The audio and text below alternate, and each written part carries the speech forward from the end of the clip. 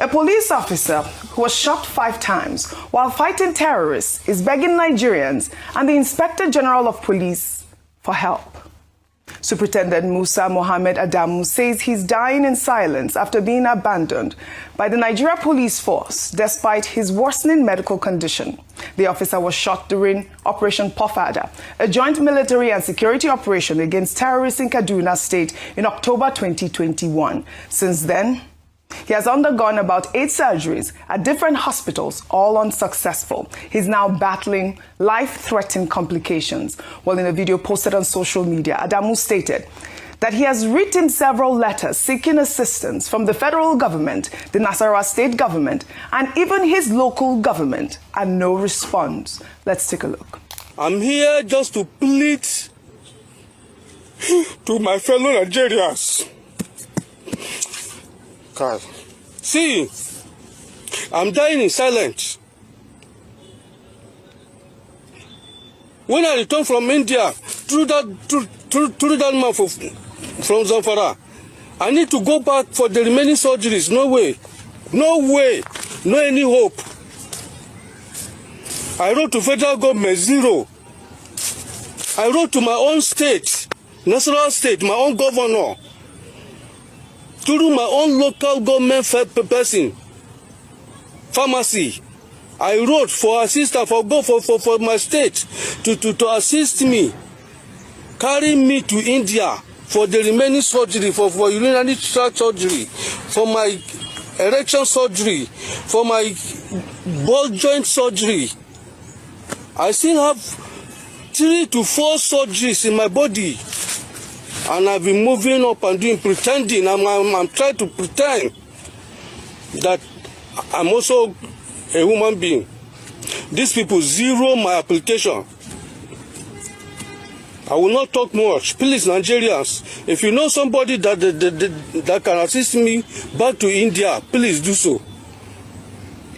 If you yourself, if you can assist me, go back to India, please do so. If you cannot, your 1 naira, 2 naira will matter a lot, very a lot to me. I have no any hope. God will do it for us. I will not talk much. Thank you very much. I appreciate. Bimbai, this touched me. Shot 5 times, fighting terrorists, 8 unsuccessful surgeries, applied for medical help 4 years ago, still waiting. We send officers to fight.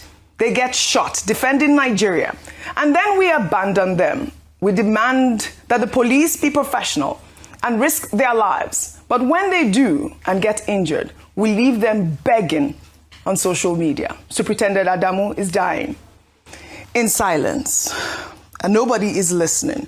And I thought it was important to highlight the balance to this story as to why is it that he has to come on social media to beg. And if you even find out how much he's looking for the surgery, Vimbai, it's completely appalling that they haven't responded. I think it's also sad that this is not the first time that he's making such a video. In 2022, he also came out to make an appeal because he said there'd been several processes with regards to his welfare and attending to his personal accident insurance. However, after several promises, several commitments, nothing had come to pass. At some point, he also said that the IGP at that time had promised that he would get 15 million naira, which would include 7 million naira for scheduled surgeries and outstanding medical bills, but still nothing. And Oji, it's so unfortunate because this is in a broader context of the fact that we see the police coming out regularly, retired police officers coming out regularly to protest for their pensions. So we're looking at those who are able-bodied and retired at the age of retirement who can't access their pensions. And then on the other end of the scale, you're now looking at those who suffered accident while in the line of duty. I mean, being shot 5 times in the line of duty, putting yourself, as the first barrier for protection to the nation, and then there's no post-care that's afforded to you. I certainly hope this message reaches the right people because there must be many like him around. And that's why it's often, we cry for institutionalization of this assistance so that it's not about, the one person who comes and cries out and gets public attention is the one who gets assistance. Institutionally, there's a lot of reform that needs to be done. When talking about the pensions themselves, outside from the accident, the personal accident insurance, we've spoken about how there's an unevenness in, the currency has depreciated. What was their contributions